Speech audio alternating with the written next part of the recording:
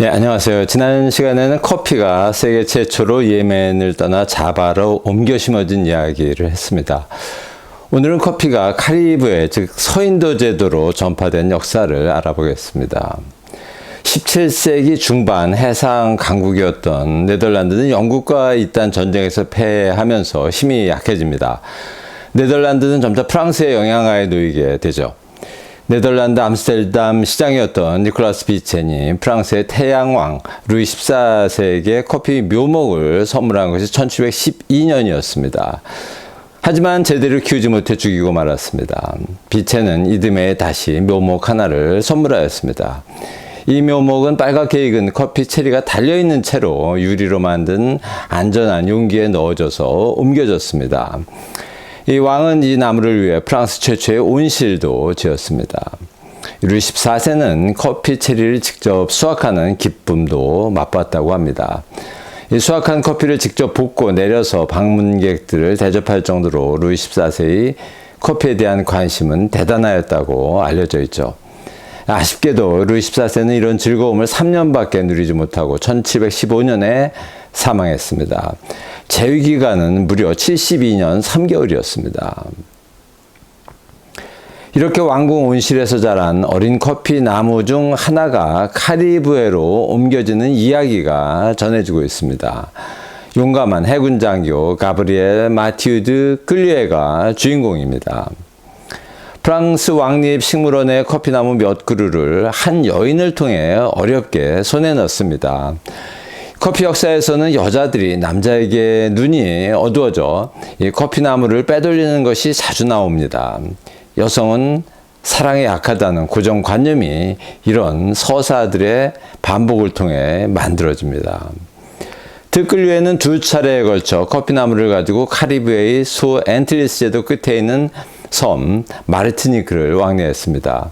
1720년에 시도한 커피 전파는 실패했습니다. 이어서 1723년에 낭트항에서 카리브해로 가는 배에 커피나무 몇 그루를 가지고 탔습니다. 유리상자에 넣어서 운반하는 방법을 택했죠. 항해 도중에 폭풍도 만나고 해적의 위협을 받았지만 용기와 지혜로 커피나무를 무사히 지켜냈습니다. 네덜란드 정부가 스파이를 같은 배에 태워서 드클류의 커피나무 전파를 적극적으로 방해했다는 이야기도 전해집니다. 커피나무를 선물로 준 네덜란드가 왜 방해를 했는지 의아한 내용이죠. 드클류에는 자신이 마실 물을 아껴서 이 나무에게 주는 등 목숨을 걸고 이 나무를 지켜낸 끝에 마르티니크에 무사히 도착합니다. 항해 도중에 모든 커피나무는 죽고 마치 영화처럼 오직 한 그루만 극적으로 살아남았습니다. 마르티니크에 있는 자신의 집 정원에 옮겨 심은 후에도 드클류에는 이 나무를 지키기 위해 엄청난 정성을 들였습니다. 집 주변에 가시나무 덤불을 만들고 경비도 세웠습니다. 결국 이 커피나무는 무럭무럭 자라서 많은 열매를 맺게 됩니다. 커피 나무는 다행스럽게 이 지역의 토양과 기후에 잘 적응했습니다. 커피의 2대 종류 중 하나인 티피카종 커피는 이렇게 낯선 땅에 뿌리를 내렸다고 합니다. 1726년에 첫 수확이 이루어진 이후 마르티니크에서의 커피 재배지는 급속도로 확대되었습니다. 1774년 드클류에가 세상을 떠나던 해에는 거의 1900만 그루의 커피나무가 이 섬에서 자라고 있었고 생산량은 자바를 추월을 했다고 합니다. 마르티니크의 커피나무는 또 다른 프랑스 식민지였던 생도밍그, 지금의 아이티로도 옮겨 심어졌습니다. 마르티니크의 20배 정도 큰 섬인 생도밍그의 커피 생산량은 매년 증가해서 1805년 프랑스로부터의 독립을 선언하기 직전에는 세계 커피 생산량이 50%를 차지하게 됩니다. 지금의 아이티입니다. 마르티니크에서 출발한 커피는 중남미 대부분의 나라로 퍼져나갔습니다. 많은 프랑스 역사학자들은 드클류에를 칭송하는 시와 글을 남겼고 이것이 지금까지 이어져 세계 커피 역사의 한 페이지를 장식하고 있습니다. 모든 역사책에 나오는 이 이야기는 사실일까요? 아니면 가짜뉴스일까요? 정답은 가짜뉴스입니다. 이 이야기는 드클류에가 사망 직전인 1774년에 친구가 경영하는 한 문학 잡지사에 보낸 편지에서 주장한 일방적인 내용입니다. 드클류에 자신이 쓴 무용담이죠. 드클류에의 주장은 역사적 사실과는 조금 차이가 납니다. 프랑스인들에 의해 지금의 아이틴 생도밍그 지역에 커피가 전해진 것은 1715년이었습니다. 드클류의 이야기보다는 8년 빠르죠. 네덜란드인들이 브라질 북쪽에 위치한 수리남에 커피를 전파한 것은 1718년이었습니다. 역시 드클류의 이야기보다 5년 빠릅니다. 수리남으로부터 프랑스령 기아나에 커피가 옮겨진 것이 1719년이었고 이것이 다시 브라질에 전파된 것이 1727년이었습니다. 드클류에가 마르티니크에 커피를 가져갔다고 주장한 것보다 훨씬 이전에 다른 경로로 자연스럽게 커피나무는 카리브해의 여러 나라에 이미 전파되어 있었던 겁니다. 커피 작가 제프 콜러의 주장대로 드클류에의 이야기는 과장과 허세로 가득 찬 이야기입니다. 드클류에의 커피 모험담은 과장된 것이 틀림없지만 이 내용이 흥미롭기 때문에 여전히 커피 애호가들 사이에 많이 회자되고 있습니다. 우리가 마시는 일상 음료인 커피의 전파를 위해서 목숨을 건 사람이 있었다는 이 내러티브가 멋지거든요. 커피가 지닌 가치와 정신을 느껴보고자 하는 커피 애호가들의 간절한 마음이 이 스토리에 담겨 있습니다. 다음은 티피카종과 경쟁하는 버번종, 부르봉종이라고도 하죠. 이 버번종 커피의 전파 이야기입니다. 프랑스어로는 부르봉, 영어로는 버번이죠. 커피 역사와 위스키 역사에 등장하는 익숙한 이름입니다. 부르봉은 인도양에 있는 프랑스령의 작은 섬 레위뇽 섬의 옛 이름입니다. 부르봉 섬은 마다가스카르 동쪽에 위치한 화산섬으로 제주도보다 조금 큽니다. 중심부에 3,000m 정도 되는 아주 높은 산들이 솟아있죠. 인도양의 진주, 인도양의 파라다이스라고 부를 정도로 아름다운 자연환경을 가진 곳입니다. 얼마 전에는 영화 아바타의 촬영지로 사용됐죠. 그래서 유명해졌습니다. 프랑스 혁명 이전까지 부르봉섬으로 불렸습니다. 프랑스 혁명으로 부르봉 왕조가 멸망하면서 새로운 이름 레위뇽이 잠시 붙여졌다가 나폴레옹 시대에는 보나파르트 섬이 되었고 왕정 복고 후에 다시 부르봉 섬이 되었습니다. 1848년에 혁명이 일어나고 다시 레위뇽 섬이 되어 지금에 이르고 있습니다. 이 섬의 명칭 변화가 18세기 말과 19세기까지의 프랑스 역사를 그대로 보여주고 있습니다. 부르봉 커피의 탄생에 관해서는 몇 가지 이야기가 동시에 전해지고 있습니다. 첫 번째 이야기의 주인공은 듀프레슨의 다르살이라는 선장입니다. 1708년에 모카항에서 두 척의 프랑스 무역선이 커피 씨앗과 60그루의 커피 묘목을 싣고 부르봉섬으로 향하였습니다.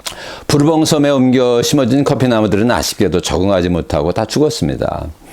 1715년에 다르살 선장에 의해 커피 이식이 다시 시도되었고 두 그루의 나무가 살아남았습니다. 살아남은 두 그루는 1719년에 성공적으로 커피 체리를 생산하였다는 이야기입니다.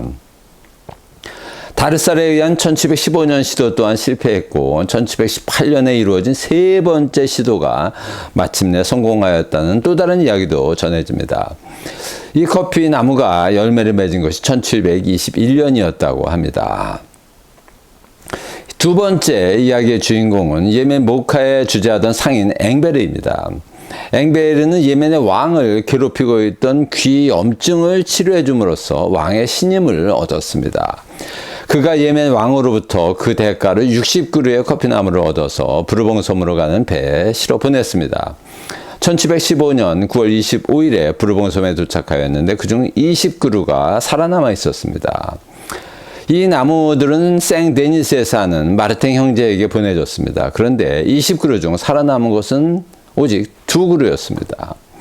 1718년에 이 두 나무로부터 117개의 묘목을 생산함으로써 이 섬에서의 커피 재배가 본격화되었다고 합니다.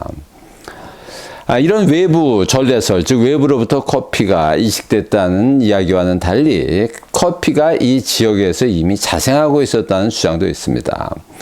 마룬이라는 이름의 자생종 커피가 1711년에 이 섬의 서쪽 해안에 있는 생폴 근처의 600m 산지에서 발견되었다고 합니다.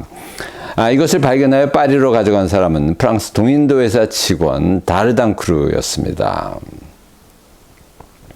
일부 사람들은 모카 커피와 비슷하게 훌륭한 맛을 가진 것으로 평가했습니다.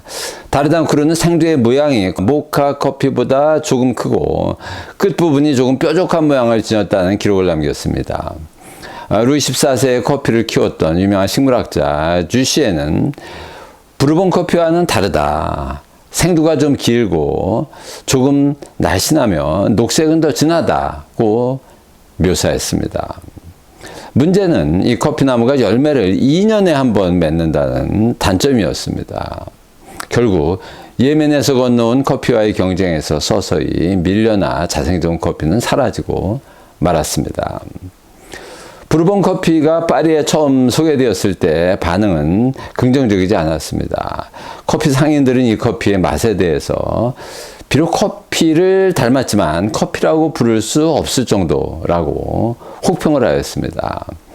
이런 혹평에도 불구하고 1719년에는 779그루, 그리고 1720년에는 7000그루로 늘어났습니다.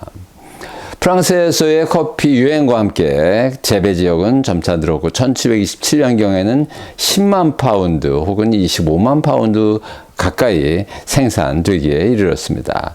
생산을 담당한 것은 물론 아프리카에서 끌려온 노예들이었습니다. 노예 1명당 200그루의 커피나무를 기르도록 커피 농민들에게 할당량을 부여하는 가혹한 정책의 효과였습니다. 생산량은 점차 증가하였지만 1730년대까지 부르봉 커피에 대한 평가는 부정적이었습니다.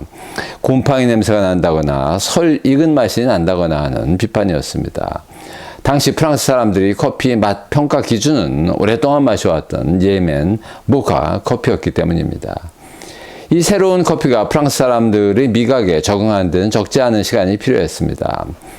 부르봉 커피의 전성시대를 연 것은 1715년에 5살의 어린 나이에 등극한 루이 15세의 영향이었습니다. 아버지에 이어 커피를 사랑한 황제로 알려진 루이 15세는 성인이 된 어느 날 프랑스 왕실에서는 부르봉 섬에서 생산되는 커피만 마셔야 한다고 선언했습니다. 결국 부르봉 커피는 프랑스 왕실의 커피 공급을 독점하면서 점차 유명해졌습니다. 1744년 즈음에는 생산량이 연 250만 파운드에 달했습니다. 프랑스 왕실용 커피에 대한 부르봉 커피의 독점은 1767년까지 이어졌습니다. 당시 부르봉 섬에서는 연 600만 파운드의 커피를 생산할 정도였습니다. 프랑스 왕실에 대한 커피 독점 공급이 1767년에 종료되면서 부르봉 섬의 커피 산업은 서서히 붕괴되기 시작합니다.